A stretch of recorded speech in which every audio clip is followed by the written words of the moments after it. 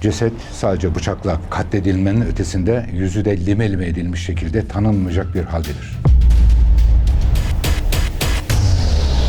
Taksim'in içinin bir nevi kan gölü olduğu belirlenir. Ekmek parası için direksiyon sallayan o kardeşimiz hunharca bir cinayete kurban gidiyor. Değerli dostlar, merhaba. Bugün beraberce açacağımız dosya bir taksi esnafımızın, şoförümüzün acı sonunu içeriyor. Beraberce bu dosyayı inceleyeceğiz, irdeleyeceğiz, delilleri değerlendireceğiz ve yine amasız fakatsız cinayeti aydınlatacağız. Taksi şoförümüzün hunharca katledilme dosyasını sizlere sunmadan önce sizlerden bir istirhamım var. Şu ana kadar anlattığım ve bundan sonra anlatacağım bütün dosyalar siz değerli dostlar tarafından yakinen takip ediliyor, biliyorum. Cinayetin ötesinde şeyler anlatıyoruz. Delilden sanığa gitmeyi anlatıyoruz. Kriminal olayların nedenli irdelendiğini anlatıyoruz. Nedenli acımasız insanlar olduğunu, aramızda dolaştıklarını anlatıyoruz. Ancak onları nasıl yakaladığımızı ve adalete teslim ettiğimizi irdeliyoruz. Tek tek, örgü örgü. İşte bunları izleyebilmeniz için kanalımıza abone olmanızı istirham ediyorum, rica ediyorum, talep ediyorum ve şu anda abone ol düğmesine bir tıklamanız yeterli. Teşekkür ederim. Gelelim dosyamıza.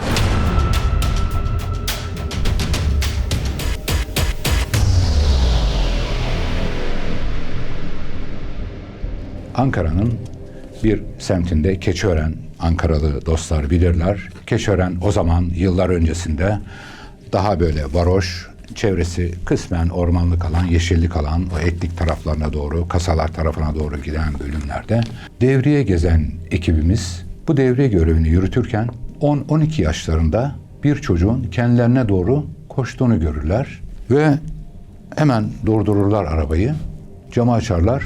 Evet evlat, polis amca, top oynadığımız arka tarafta küçük bir saha gibi bir yer var. Orada bir ceset var. Çok korktuk. Ceset orada duruyor şeklinde böyle korkuyla polise bilgi verir. Polis çocukla beraber çocuğun tarif ettiği yere gider ve gerçekten de bıçakla hunharca katledilmiş bir cesetle karşılaşırlar. Ceset sadece bıçakla katledilmenin ötesinde yüzü de lime lime edilmiş şekilde tanınmayacak bir haldedir.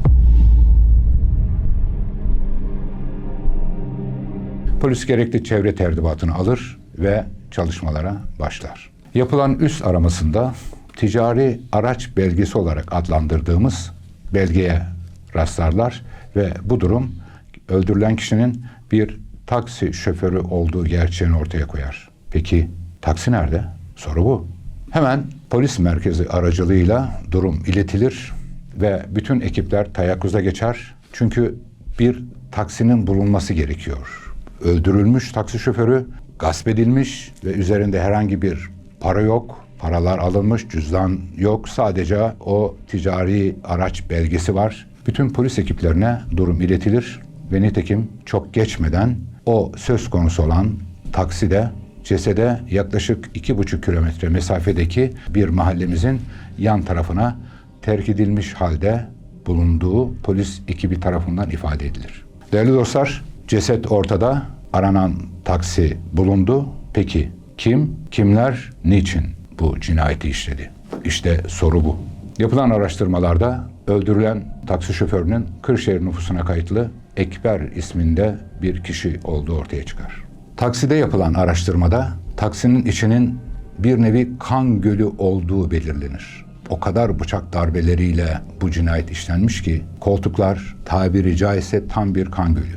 Peki bu kan gölünü oluşturan kan bir kişiye mi ait yoksa farklı kişilere ait kan örnekleri de mi var? İşte kriminal, işte bilimsel çalışma burada devreye giriyor ve koltuklardan alınan kan numuneleri kriminal laboratuvarda inceleniyor ve bu kanların tek bir kişiye ait olduğu ortaya çıkıyor. Kimin bu kanlar? Öldürülen taksi şoförü Ekber'in.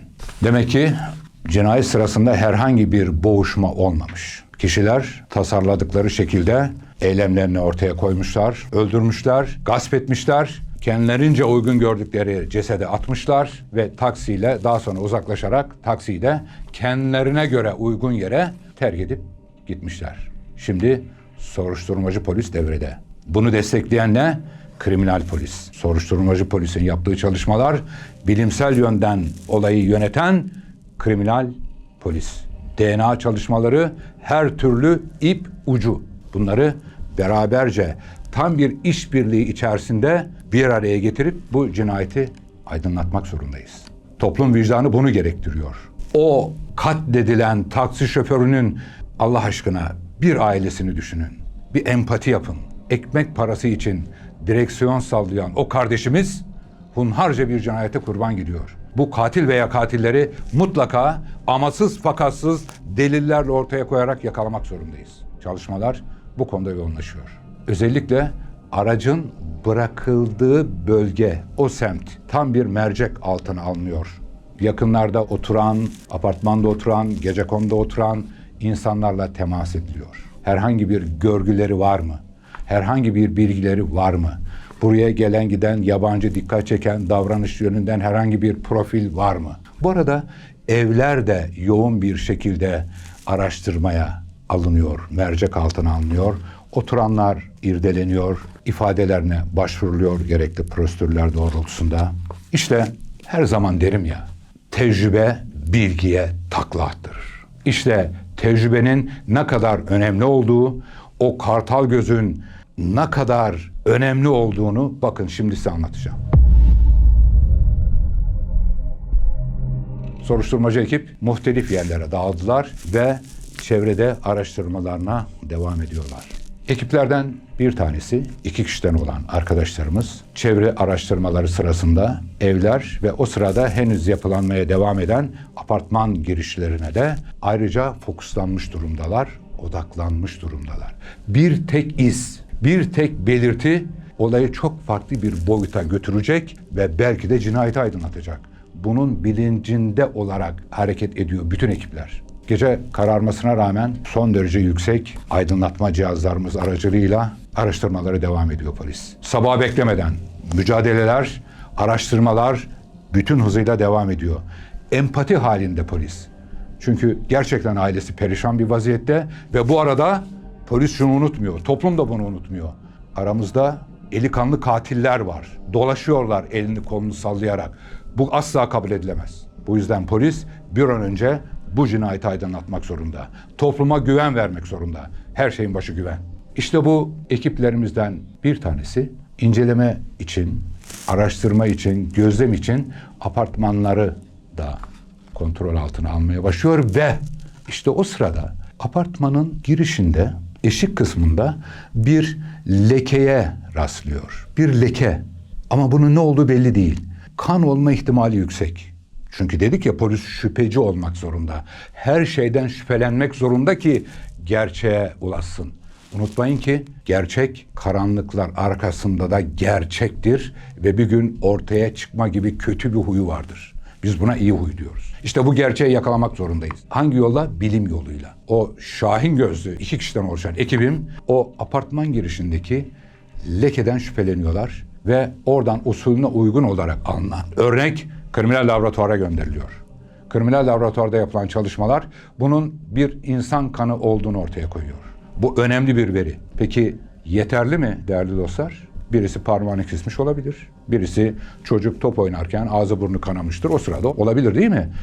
İşte polis her türlü ihtimali değerlendirmek zorunda. Bunun bir insan kanı olduğu, erkeğe ait olduğu ortaya çıkıyor. Ve polis bu kandan dolayı o apartmanı daha da mercek altına alıyor. 5 katlı bir apartman. Hiç unutmuyorum.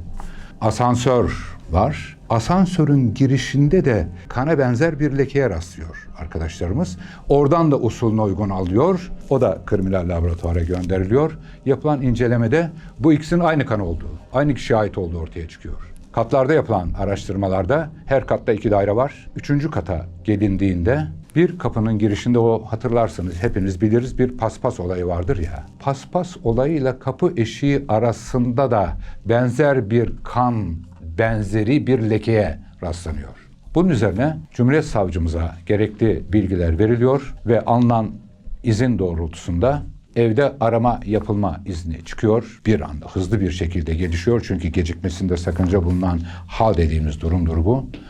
Ve kapı çalınıyor. Evde 2 kişi var. Kapıyı açıyorlar.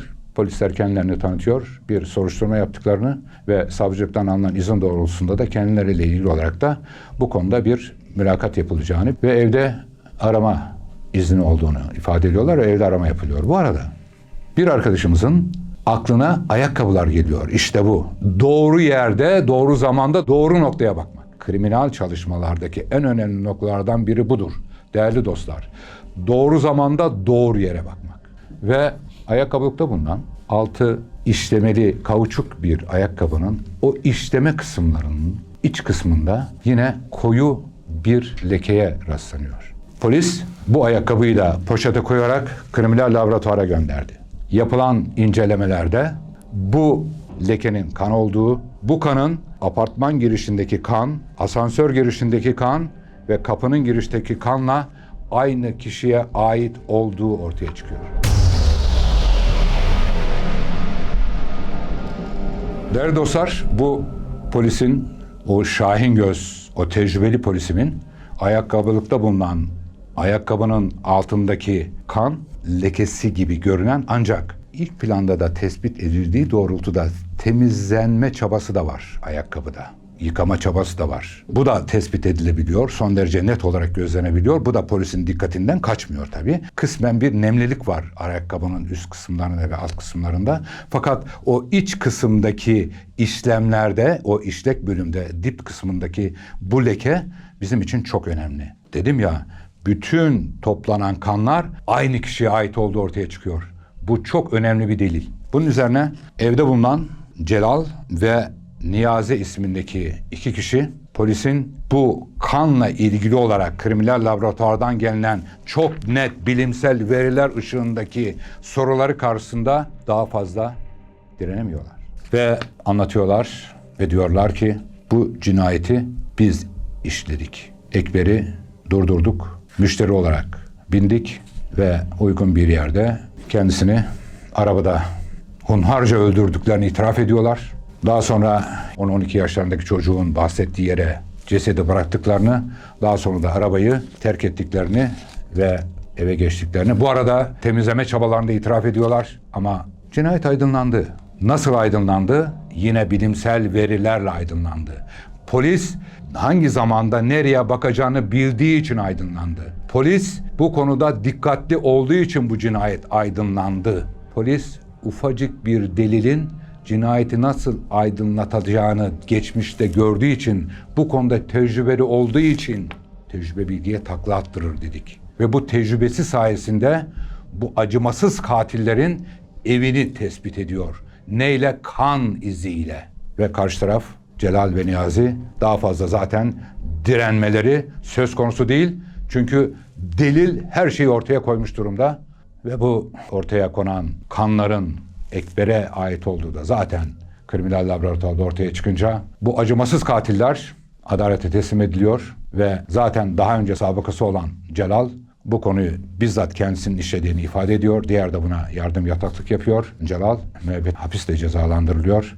Ama ne yazık ki biz Ekber kardeşimizi, bir taksi esnafını, çoluk çocuğun ekmeği için gece gündüz direksiyon sallayan bu kardeşimizi maalesef kaybediyoruz. Ama katiller de hak ettikleri cezayı buluyorlar ve müebbet hapiste cezalandırılıyorlar. Değerli dostlar, bir sonraki cinayet dosyasında buluşmak üzere. Hoşça kalın.